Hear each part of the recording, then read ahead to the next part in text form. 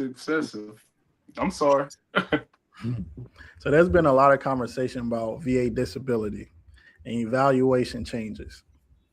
Some veterans are asking, will my rating go down? The truth is, it's not going down.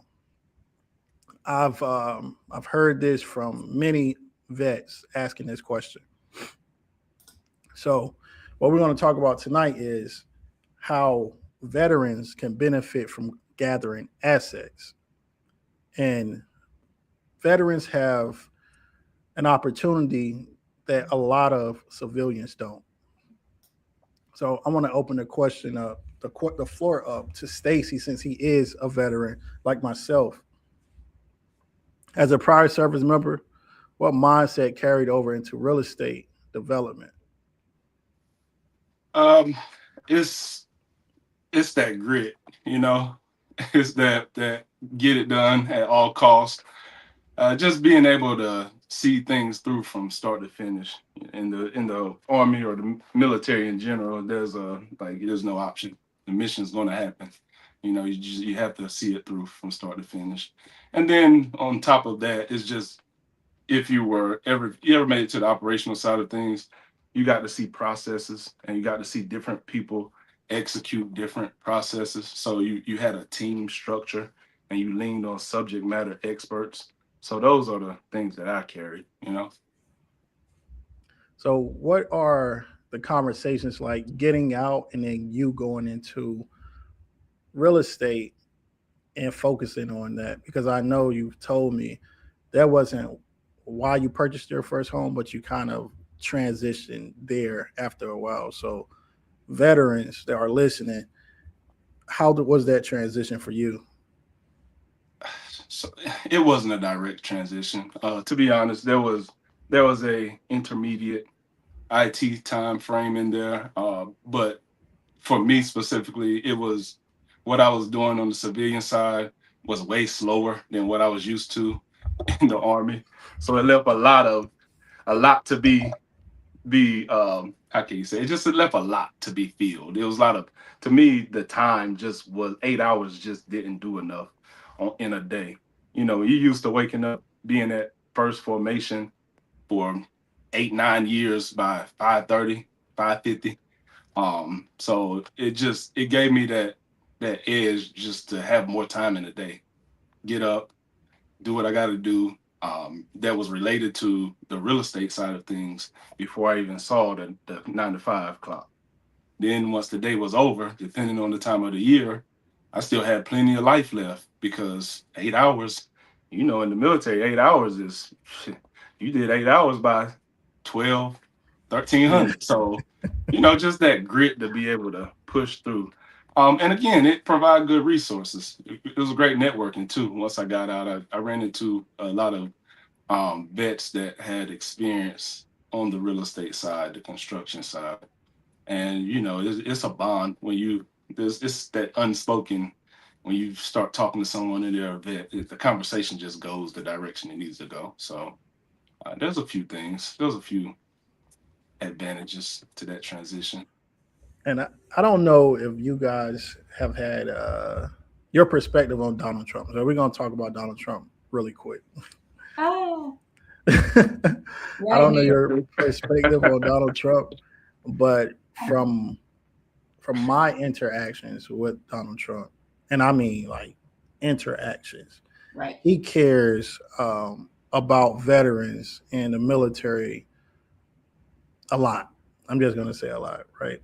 So when the news came out about benefits and evaluations being lowered, I was thinking to myself, that doesn't make sense. But then again, I'm on the other side. I'm not saying I'm a supporter, not saying I'm not a supporter. I'm just saying from my experience with him, he has tried to help veterans more than anyone that I've seen. So Hmm. what's your perspective? I'm gonna lead off with Brandi on the lowering of evaluations and taking away benefits from veterans. How would that impact someone getting into real estate if they're a veteran? Lowering you. First of all, I'm not in the military, so the first one was lowering evaluations. What does that mean? So a lowering evaluation is like if you are a disabled veteran and you have a 90, and that means you're bringing in a certain amount of money a Okay. month. So you're stable. So you can, Salary ranks. yeah. Right. So you can bring in money. You can invest in real estate. You can invest in the stock market. You could go get a job if you're workable. So I know you're a mentor to a lot of different people that are trying to get into flipping homes. Sure. So if someone's, let's just think of it from a civilian aspect, since you were in the military, if someone is bringing in a constant check, think of it like that, and now that check isn't the same, how can that affect them wanting to invest, and what adjustments do they have to make? Well, I think for any person, specifically definitely veterans, I think there is also a mind shift for anybody that's been in the military, right? Because when you're in the military, they want you to focus on what you're there to do, right? And so they take away what civilians have to think about every day, which is providing for themselves to make a living for themselves, right? I think in the military, their goal is for you not to stress about how you have a make a living. Your goal is to about focus on becoming sharper soldier, whatever in whatever branch you're fighting for. So I think the biggest thing is like any other person is a mind shift, right? Whether you're making $10,000 a month or $5,000 a month, it's what people do with the money that they make, right? And what they believe that they can actually execute no matter how much money they have, right? And then problem solving.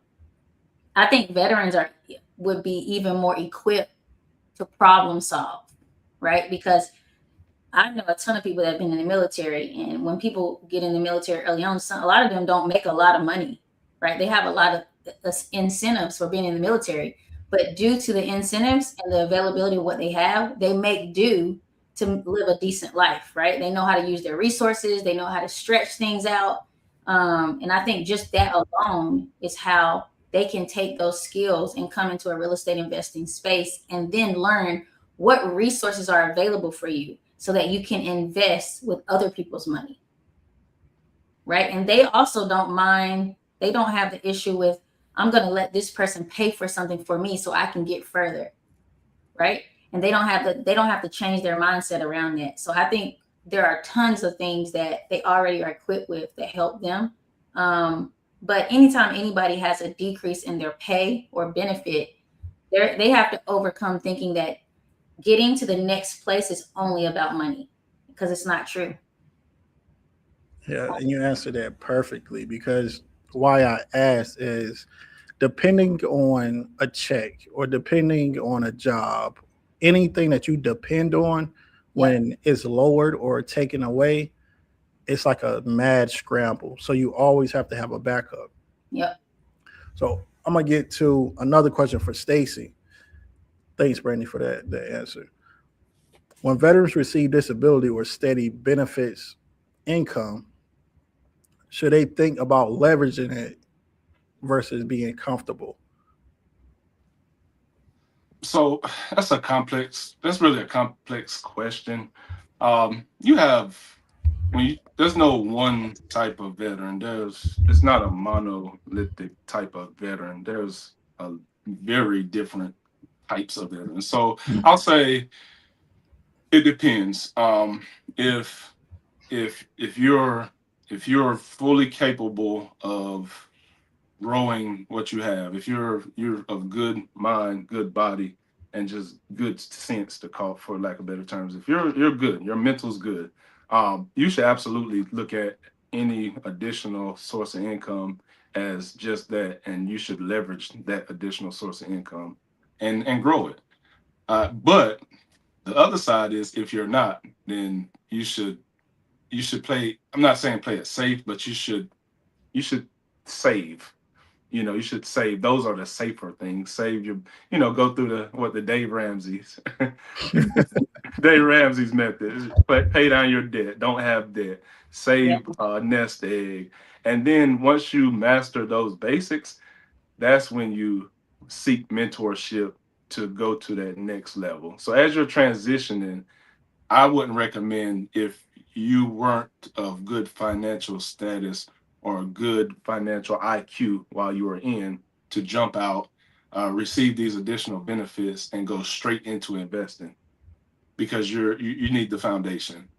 And again, there's a lot of type of veterans. I've seen super responsible veterans who were squared away when they got out, and they were capable of transitioning straight into corporate and those white collar jobs and the higher level investment strategies. And then I've seen the ones who got out and they became dependent on drugs, alcohol, and the system just to survive day to day. Yeah. But either one is capable of getting to the bigger picture, which is stability and just additional sources of income. So at the end of the day, I think the goal should be for all veterans to find something outside of that steady source of uh, benefits. So that's my take. That was long winded, but I couldn't make it any shorter because if I just said yeah, then I'll be lying. Because again, I know some that really need to just focus on the basics. But then I know some who they're far beyond that before they even got out. And those are the ones that should say, you know what? I am fully capable of holding down a solid white collar 9 to 5 job. Anything that I get in addition to that is strictly for leveraging and taking my financial situation to another level. Yeah, and Brandi, I think you help with that as well. I know you have a financial background, so if a veteran, came to you in your mentorship and they weren't, sorry, I got to pop up, and they weren't able to think through the financial side of investing, you help with that as well, right?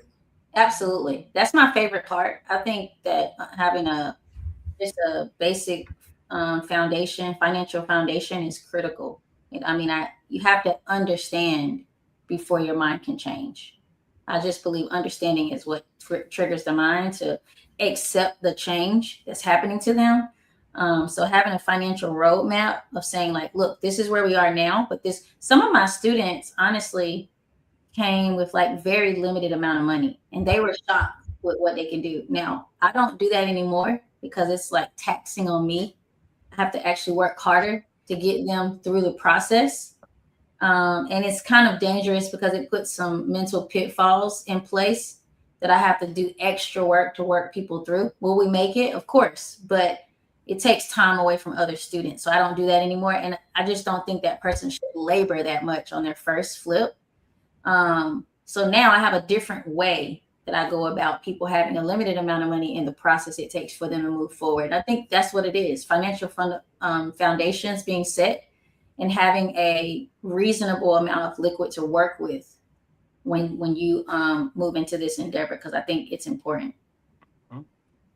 My takeaway from what both of you guys are saying, you need to be a functioning, well disciplined veteran to get into real estate investing or anything. Well, I think that goes to anyone. You have to be disciplined. You have to be able to learn quickly, Yeah. and you have to be structured when it comes to investing, flipping homes, getting into development.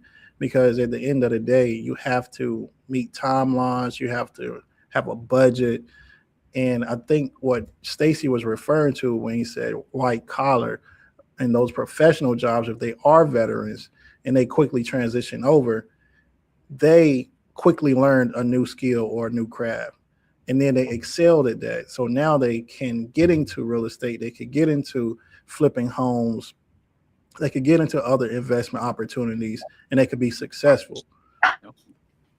Now, I have met some veterans that get out and it take them a long time to get disability benefits. And when they do get it, what do, Stacy? They drink it up. They drink it up, party it up. They do a lot. But then again, you have the other side where they use that money, leverage that money, and then they make more for their family and they live more comfortable than they would if they were just depending on that check or the job check. Now, hold on. Can I double back on that? I said white collar, but to be honest, I think some of the best real estate investors I've met are actually blue collar. Those are the plumbers, electrician, HVAC, heavy equipment operators, because they know the industry.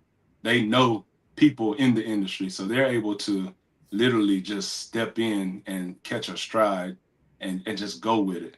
Versus the white collar guys, they typically have to learn the processes, but they have the financial, they have the systems, the organizational skills to execute the processes. Blue collar guys, we think a little, each side thinks a little differently, but I didn't want to leave my blue collar buddies out of this. I think Stacy a little biased. Hey, I've been on both sides. I was IT for years, and now I'm on the blue collar side, and I've seen both sides. Stacy just told me he just got out the field. I just came out the He just got out field. the field. Okay, that's funny. Now, veterans at risk, right? We don't want veterans being at risk. We want to educate veterans. We want to make sure that they are successful in anything they do, even if they are structured, blue collar, white collar. We want to make sure that they're successful. And what Brandi does, I think, is different from so many other mentors. And even with that spreadsheet that you have, that you plug the numbers in, I don't know any other mentor that would do that. It's just very innovative. So can you explain how that is, how that goes really with plugging the numbers in? Well, I think that math isn't something that most people are strong in, right? I think people they have more strength in language, English. And so what I wanted to eliminate were things that were going to hinder my students from being able to make a short-term decision on a property. And what happens is you don't have a lot of time. And that's the thing about knowledge and wisdom and experience, right? Stacy and I can go to a property and look at it, and we can determine a lot.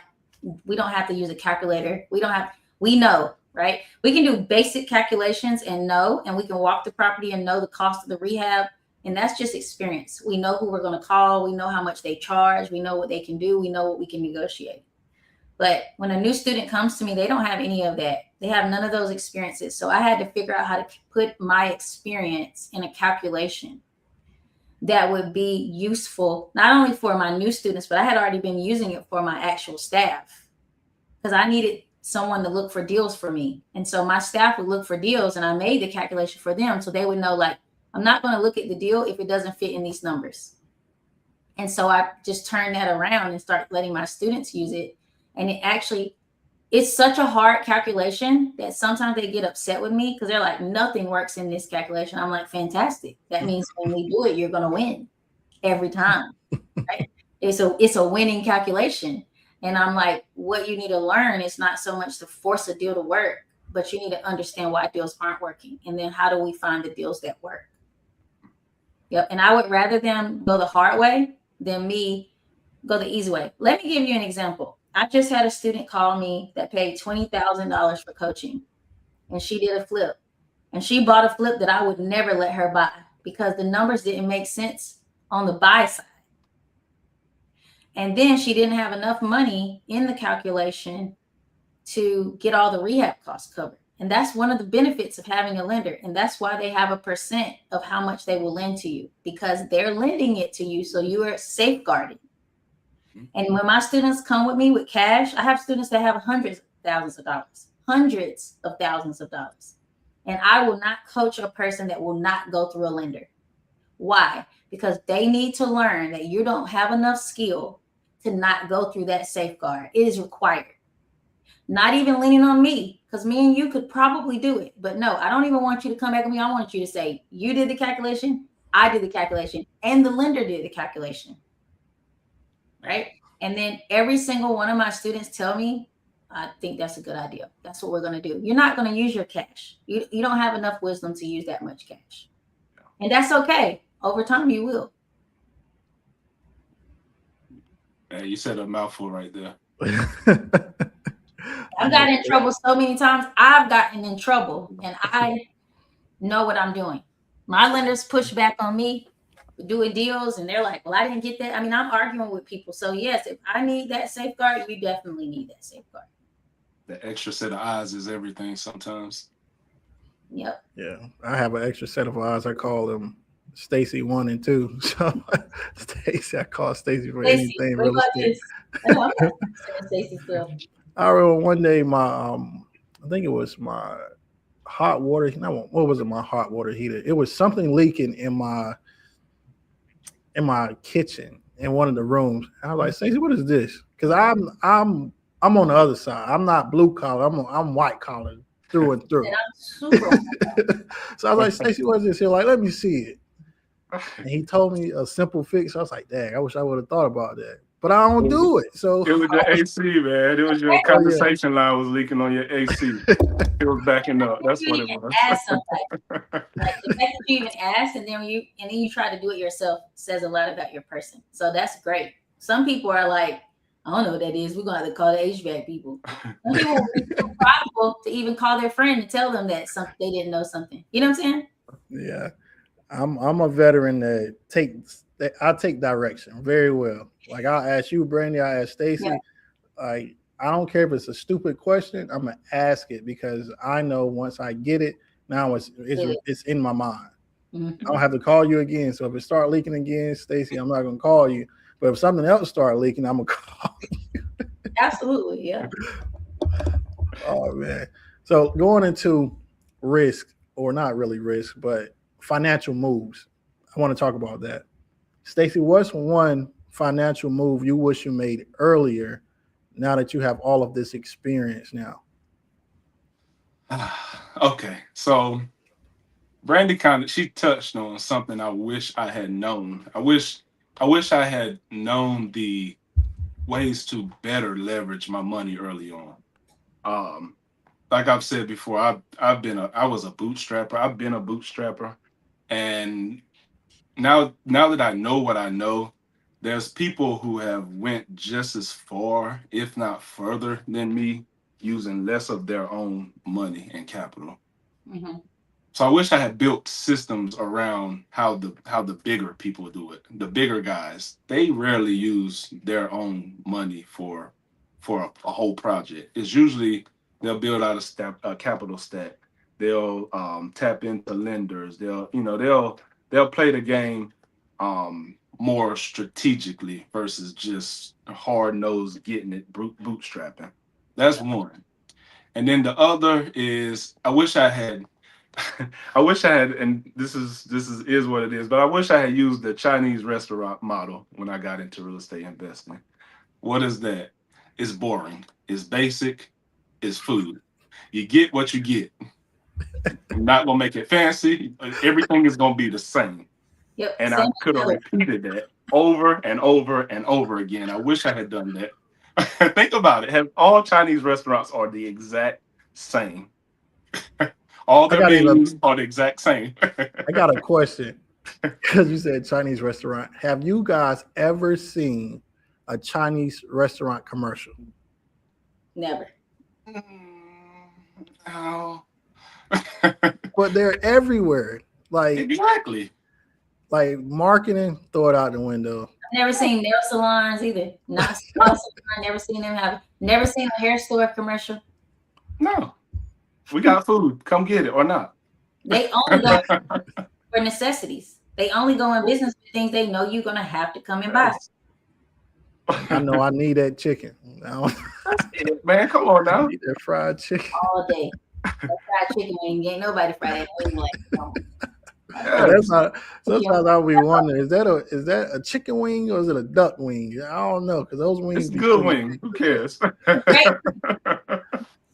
Hey, look, I'm gonna eat it regardless. I've had duck eggs before, so it's all good. Obviously, we're gonna go for it. So you feel me when I say I keep it basic, keep it simple, and repeat the process over and over and over again. Don't try to fancy it up. Don't switch it up. Find that niche. Find that product and repeat over and over and over again. Don't change anything. Don't get pretty with it. That's what I wish I did. I'm pretty sure Brandi does the same thing. But when I'm coaching, people think that I'm going to give them some special sauce. What I teach you is just something that is very repetitive, Yes. and it's just going to teach you over and over and over. And the goal is continuously improving. That's it. Just keep getting better. And I always ask, if you get better every 2 weeks, you're going to meet your goal faster than you would, because you're identifying ways to get better. Yep. And being an entrepreneur, a lot of people think that it's straightforward. No, it's a lot of trial and error, trial and error, trial and error. And while you're going through those trials and making those errors, you're cutting out things that don't belong. Like, I try this, that doesn't work. Try this, that doesn't work. And then once you see something working, where a lot of people mess up at, they'll get it, and then they'll go away from that Chinese restaurant and they'll go try to open up a steakhouse or something. No. Just stick with the Chinese food. It's going to fill you up and it tastes good. Yeah. Front and back menu. That's it. All right, let's get into some flipping here. Some flipping questions. Now, I know you haven't been a veteran, Brandi. Sure. But I'm going to ask you this question. Okay. What makes veterans uniquely positioned to succeed in flipping homes? I think I said a lot of it before, but I think that another thing that I didn't mention is sometimes veterans, they retire young, they have time, right? I think that's the biggest benefit for them, is that they can retire really early in their life when they still have a lot more years to work. And one thing about real estate investing, if you have time, you can really make moves. You can get further faster. A lot of times people start as a secondary like side hustle or a secondary job in real estate investing. And so they have to do that, let's say 8 to 5, and then it's their 6 to 9 job is them investing, right? They get off work, they're with their family, but then they take their 2 hours at night to give whatever they can to their business. And you only have so many hours a week you can do that to grow your business. But veterans have a time. When they retire, they're getting paid and they have time, and they have retirement accounts and whatever they built during their career in the military. So I think that time availability with the income is like the biggest advantage that any person investing actually has, outside of someone being a trust fund baby. Like, literally, veterans are like trust fund from the country and their service.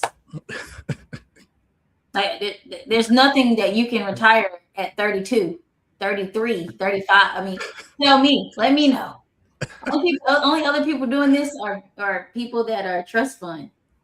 Yeah. That's funny. That's a good comparison. I never thought about it like that, but only a civilian could tell you this. Government trust fund. I saw a reel the other day when I was on Instagram. This guy said that people tell him, well, you only got that because of the military. He's like, well, yeah, that's why I joined. You can join too. It's a recruiting station right there. You know what I was going to get for my sacrifice. Yeah, believe me, it's a sacrifice. But when you get out, it's so much freedom. And then that time aspect that you're talking about, I feel like we live on a different clock, like Stacy said before. Sometimes I'm up and I'm posting something, or in the gym, and I look, and Stacy doing the same thing. It's 3:30 in the morning. Everybody's asleep. We just up.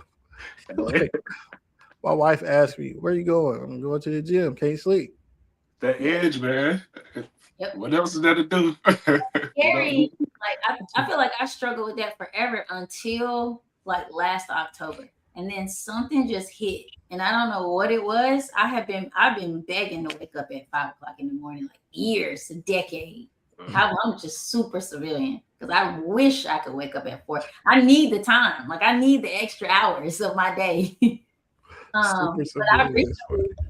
I recently wake up at 4 now. I mean, my body is up by like 4:30. I'm looking at the ceiling like, all right, let's go do something. Let's get the day started. A wise man once told me, when you get to my age, our ages, I know I'm the youngest one here, but when you hit 30, yeah, you don't take naps. No. You go to sleep.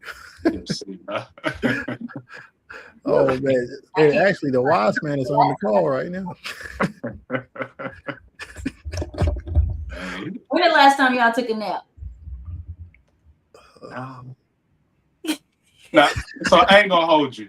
I do have what they call that an appetizer. Sometimes I sit on the couch before I go to sleep for the night. I might take a little nap between 7 and 8 or something. And You then... tired? That ain't no nap. You really should go to bed Yeah, because you're going to bed early. That's what you're doing. I'll be in bed by 9:30, 10 o'clock though. yeah, that's not a nap. That's It's, not a nap. Like it's your body falling is asleep. going to bed, but you're just on the couch. All right, let's get back to flipping houses. We can stick on nap time for a long time. And Right. kids, if you watch, I know the kids not watching, but take advantage of your naps. You don't get any when you're an adult. You're gonna miss them when they're gone. How should a veteran analyze a flip before putting money into it? I mean, like anyone else, there's nothing different about that. I think that there are additional resources that they can leverage that's different from a civilian.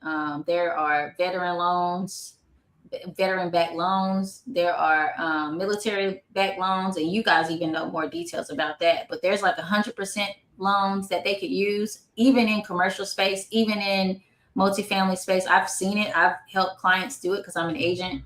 And so I think that they should not only focus on the opportunities for lending that's available to all people that are investors, but they also should look at the advantage that they have singularly by seeing what the military offers them as well in the lending space. And that's another big benefit too. Like having a VA loan or other VA benefits on top of the civilian benefits, I'm not going to say double dip because I don't know, because I haven't done it yet. But you have so many pots to stick your hand in. And I believe veterans should really take advantage of doing that. And that leads me to TSP. Stacy, you brought this up 2 weeks ago. So can you let everyone know what TSP is? And then we'll get into the conversation of how to use TSP and how you can build wealth through that. So TSP that's the equivalent of the civilian 401k, thrift savings plan. And it functions similar to the civilian version of 401k. I didn't use it. I contributed to it, but I didn't actively use it while I was in. But I'm pretty sure you could borrow against it, take loans against it while you're still in. After you get out, you can roll it over into self-directed IRAs, checkbook IRAs. And if you invest smart while you're in, you allocate properly, it grows exponentially. I'm talking it grows exponentially. Because you have to really think about this. Like, really think about this. Will the government allow companies to take money from soldiers and their employees? Probably not. In 2008, 2009, when everything collapsed, any company that the government depended on, the Fords, the Bank of Americas, what did they do? They gave them money and said, no, we can't let you fail. So if properly allocated, the TSP is a great tool for, military service members as well as DoD civilians. But it's a great tool. It's the equivalent of a 401k and can be utilized just like a 401k. So let's talk about leverage now. Going to Brandi. Knowing that information, how can a veteran leverage their TSP and work with you? I think that something that I am working on now, which I think is going to benefit more people, is understanding the rate of return on your money. Right? I think that I'm not going to say people, I think we all are taught that, like, put your money in 401k or in the stock, right? You're going to make 12% a year, just leave it, right? Let compounding interest, right? Which is great. It's really great though for people that don't have the time to actually actively invest their money themselves, right? And I think the diversification looks like maybe the stock, maybe real estate, maybe owning businesses, right? And that diversification isn't really talked about much when it comes to people having money invested in multiple places. The greatest rate of return is business ownership. That's the greatest rate of return, right? My students are averaging 400% return on their money. That's a crazy return. No one's ever going to tell you can make 400% return on your money in a year. Some people don't even have, my students are putting $5,000. Some people don't even have $10,000 in their 401k account. Some people don't know where their $10,000 in their 401k account is. They don't even know what company it's with. Some people have 18 401k accounts from all the jobs they worked at, and they don't have them rolled over and have no idea what they're making on them, even if they were making 21 or 5 or 10 or 12. I think it's just the lack of management and the lack of stewardship, right? And when you get someone to focus on what do you have and how can you manage it to invest it to make more rate of return on it, right? Each time, you don't think about the whole amount that you have in an account. It's like if the whole account is doing 12%, what if you just took $10,000 and that 10,000 did 400%, right? And then you use that 10 again every year. You made that 110 400%. Now you're compounding that $10,000 over and over again. So I think that is what we have to do better at teaching people. Because then veterans, civilians, it doesn't matter who you are. If you have any money sitting in any type of retirement savings plan account, you can increase your rate of return exponentially. People in general are fearful of losing money, right? And I heard someone say this: letting money sit is just as bad as losing your money because it depreciates. The longer you let money sit, that could be growing. You're losing the value, like it's going down. So you're putting your money in a savings account and you don't want to touch it. When you do touch it, think about it. You take money out, it's gone. It's gone. You spend that money, it's gone. It's no coming back. But if you invest it and diversify, not only in real estate, but just your life diversification. Think about your business. Say you start a business.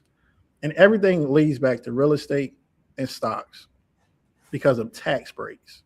Yeah, sure. And it was like the system was put in place for just that. Start a business, invest your money in stocks and real estate, and start another business, grow that, do it again. And I'm speaking on this because I've learned this over the last, I'd say, 5 years, 5 or 6 years. I started a business. I didn't invest it. When you start losing money, it goes away really fast. It's no stopping that knife from falling. Whew. But if you have a diversification of your portfolio, real estate, stocks, and your business, when one starts to fall, the other one most likely is picking up. It's crazy how things work the same way. Absolutely. Yep. Absolutely. Even I was gonna say, even in real estate itself, like I'm an investor, I'm a coach, I'm a real estate agent, right? Just all of those things in themselves are all different ways that I make money in the real estate space, right? So like 1 month I might have a whole lot of people enroll as students. 1 month I might have a whole lot of students that finish their houses, right? That I have to sell their houses. 1 month I might have a ton of students that are closing on their houses, right? So every month it's just like I could make crazy money from enrollment, or I could make crazy money from investments. I could do a flip and have to sell it and then make the most. And I will say this, coaching was humbling, and I was called to do this by God because it is easier and there is more money the way I used to live my life. So it is a sacrifice of my life in obedience to God to do this work. as a coach, honestly, because it's much easier for me to make money just flipping houses. Houses don't talk back. You know what I'm saying? They're not opinionated. Nope, nope. They don't get emotional. I'm the only thing getting emotional, you know? Oh man, that's funny. But coaching is a calling.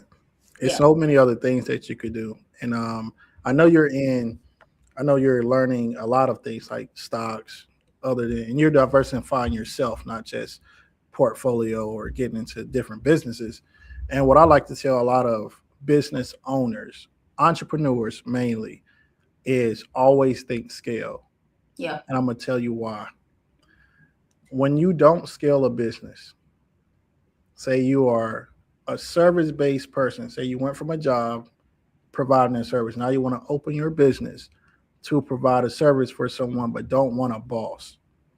You Yeah. don't understand what that CEO of that company did to get to that CEO spot, or founder, should I say, because CEOs are hired sometimes. Yeah. But the innovation part, why is technology so important? So you have finance, you have marketing, you have operations, and you have product or service development in any business. Yeah. A lot of people that start businesses don't know that. They only know the service part. Right. And that's why you have to diversify, innovate. Diversification is just like innovation in a business. Yeah. You grow, you put different departments to develop different product services so your business can be competitive. And in real estate, just like you said, you were an agent, you're a mentor, you stayed under one umbrella, but it's so many different things that you're doing under that umbrella. Yep. And Stacy, the same with you.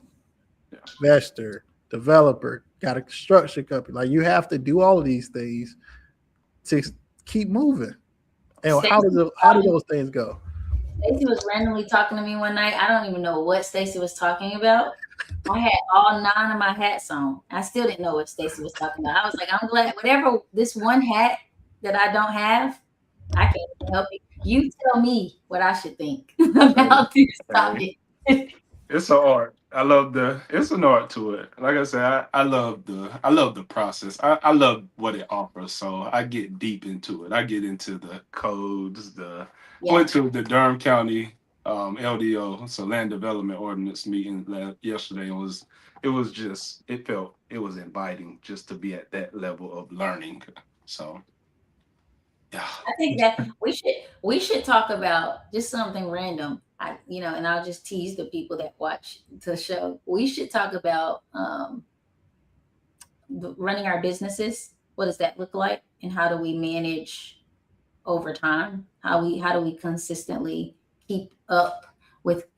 Because there's a quote and it says you don't need to worry about like if you are doing as great as your competitors. You need to worry about staying open every year. You need to keep your business going every year. Every year you should be able to say, the next year we're going to go again. We're doing it again. Keep the doors open. That's what he said. Just keep the doors open. And so I think that would be a great thing for us to talk about, because you can't manage your business if you can't manage your life. That's right. Amen. That's on the personal side too now. Let's not forget. Yeah. Yes. So it's funny that you brought that up, because the war room that I'm opening up for entrepreneurs, real estate agents, and small business owners is specifically teaching everyone how to go from idea to the championship, I call it. So you always have a good idea, but the execution between, think about your capacity, your life that you're living, your income, how much your business is bringing in. And the way I teach is coming from beat the last quarter. That's how you keep your business open. That's it. You have to beat the last quarter. If you beat the quarter 3 times in a year, it's 4 quarters. Yep. Your business should be open, unless you lose it all in that first quarter. That rarely happens. That fourth quarter, that rarely happens. But that's keeping the lights on. That's keeping the doors open going into the next year. But you have to grow off of that. Mm-hmm. If you're not trying to grow, then you're getting smaller because someone else is growing. Yes. And But sometimes that'll be a good topic. you can't be afraid to invest not enough, because there are times when you kind of plateaued on your capacity, like your intellect, your knowledge, your experience, and you could be coming down to like a time when like your money might be low and like you need to make a move. Like there's something has to change. Like it's just like working out, right?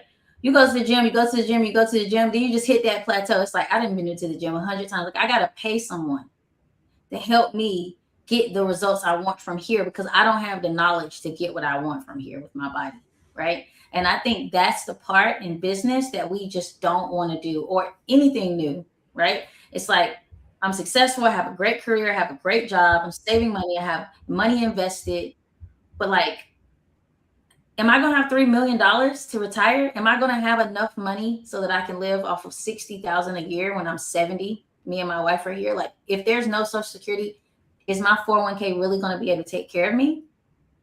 Right? And we don't plan that far out. And if we don't plan that far out, we won't get to that result. Right? And I think that's what has made me just focus on, like, we have to understand the whole picture. So true. Now I'm gonna get into something fun. Let's do it.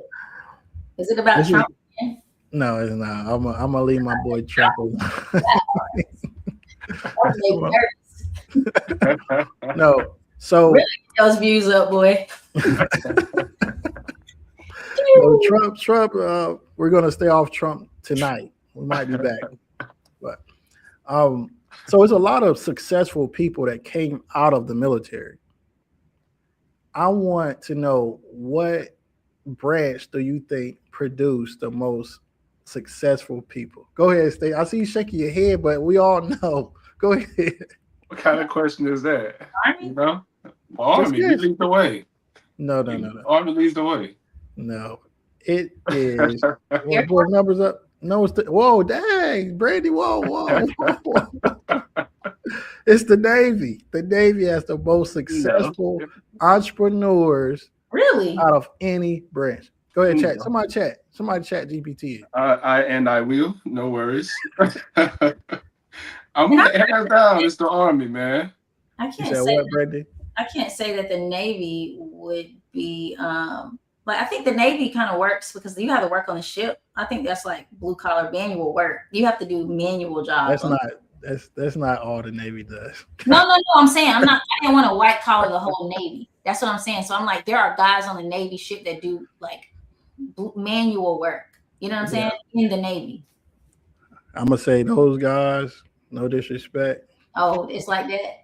But those are my brothers. I ain't gonna throw them on the bus.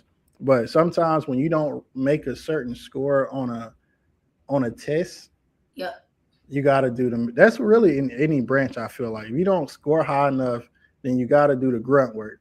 Yeah, that's true.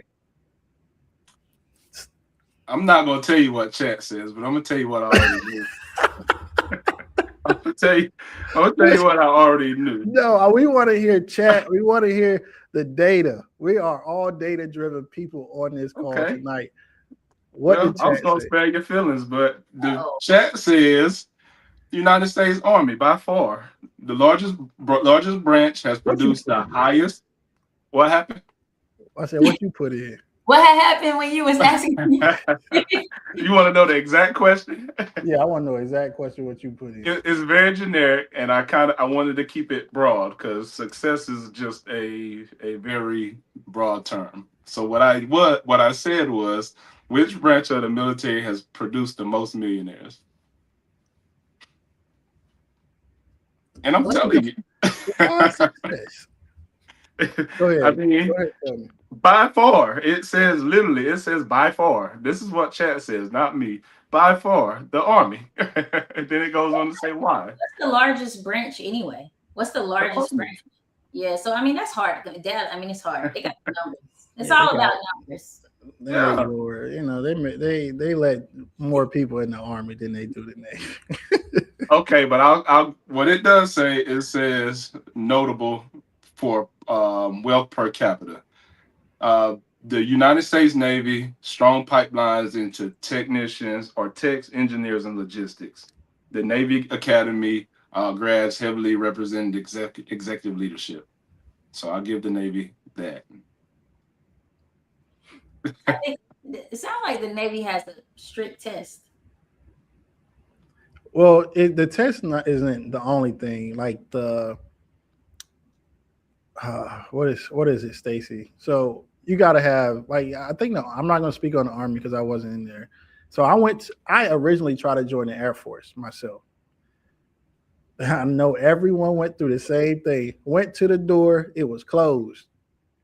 They are never in the office. I've never met a recruiter for that one. And then they said, "Oh, you got tattoos?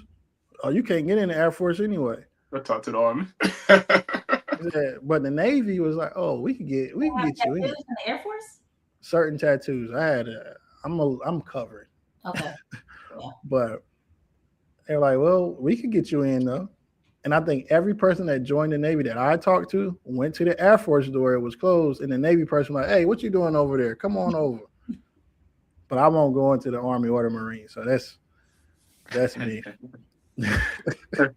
Yeah. No Marines for sure. Wow. Are women in the Marines? Yeah. Absolutely. Oh, a lot. I've never seen a woman women. wearing a Marine outfit. I haven't seen that. Okay, so I dug into it a little bit more. The Navy does lead in CEO and executive level.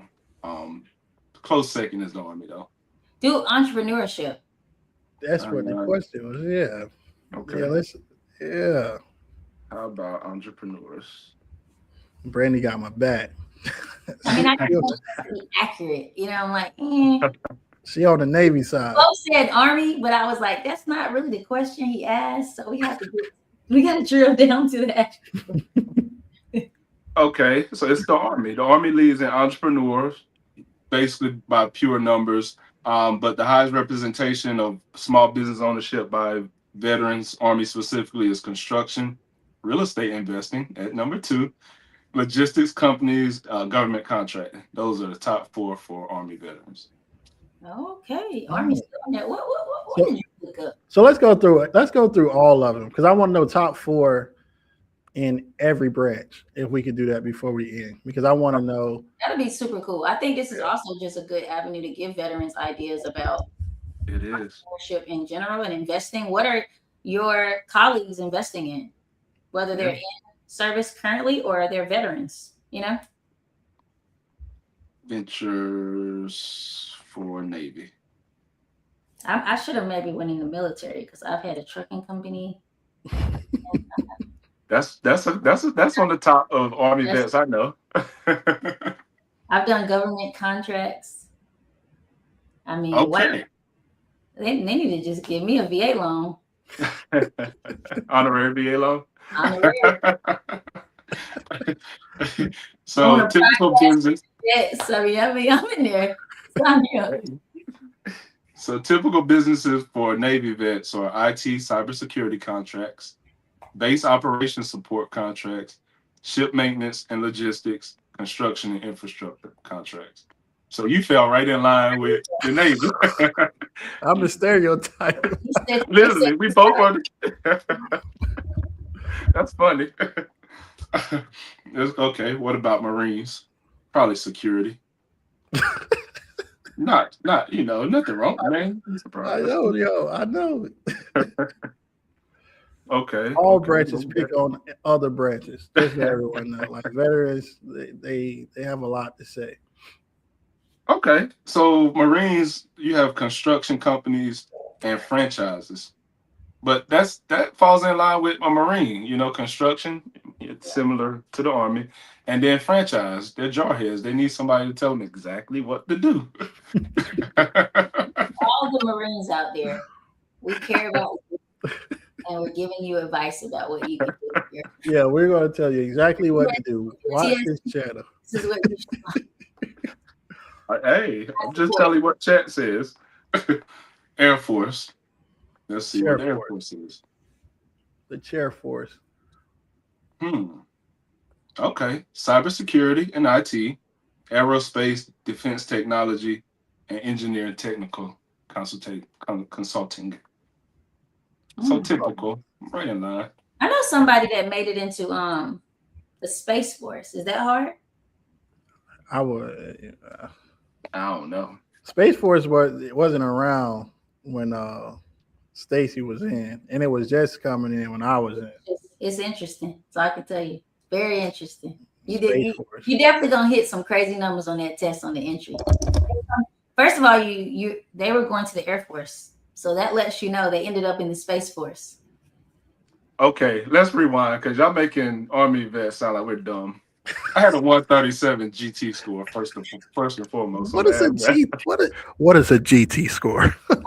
I don't know what it means, but it's one of the parameters for picking your job.